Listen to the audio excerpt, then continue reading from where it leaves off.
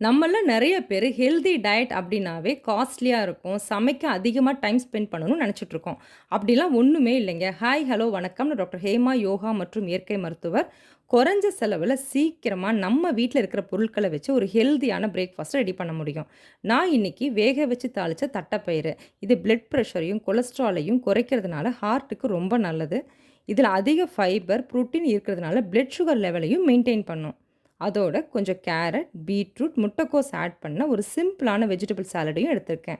நாம எந்த அளவுக்கு புரோட்டீன், குட் ஃபேட் எடுத்துக்கிறதுல கவனமா இருக்கோமோ, அந்த அளவுக்கு அதிக நார்ச்சத்து இருக்கிற உணவுகளையும் ரெகுலரா எடுத்துக்கணும்.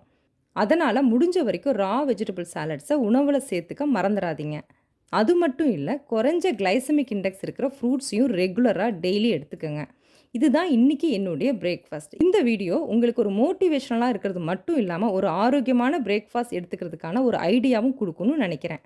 இன்னைக்கு நீங்க என்ன பிரேக்ஃபாஸ்ட் சாப்பிட்டீங்கன்னு கமெண்ட் பண்ணுங்க.